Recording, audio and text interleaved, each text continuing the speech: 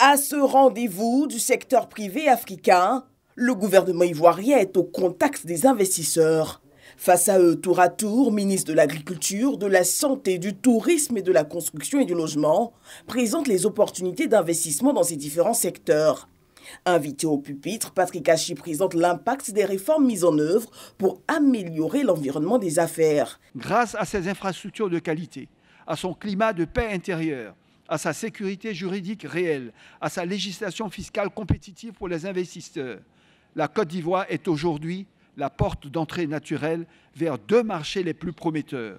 D'une part, l'Union économique et monétaire ouest-africaine, qui compte 130 millions d'habitants et de consommateurs, naturellement, partageant une monnaie unique et stable arrimée à l'euro. Et deuxièmement, la communauté économique des États de l'Afrique de l'Ouest, la CEDEAO, avec ses 400 millions d'habitants, qui sera l'une des zones les plus dynamiques de la ZLECAf. Et le pays veut aller plus loin, notamment sur les points de la transformation de ses produits agricoles. Nous devons transformer bien plus, exporter bien plus de produits semi-finis pour créer, en fin de compte, bien plus d'emplois et de richesses ici, pour une jeunesse qui ne cesse de croître et veut s'insérer. C'est pour cela que nous voulons réaliser 100% de première transformation d'ici 2030 sur notre production de cacao.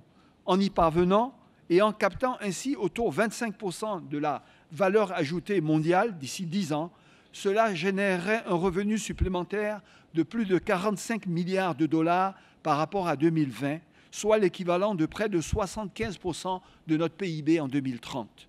Cette économie ivoirienne veut demain être un hub majeur du continent africain. Ce hub, je veux vous inviter à le plébisciter, à le rejoindre, pour participer à son dynamisme, à ses projets d'envergure, à sa soif d'avenir et de progrès. Des échanges qui se sont poursuivis à la mi-journée à la primature, où le Premier ministre a eu une séance de travail avec une importante délégation d'hommes d'affaires américains, conduite par l'honorable Don Graves, vice-ministre au commerce américain. Une rencontre qui vient concrétiser la volonté des deux pays de renforcer leur collaboration 3 mois après le séjour du chef du gouvernement à Washington.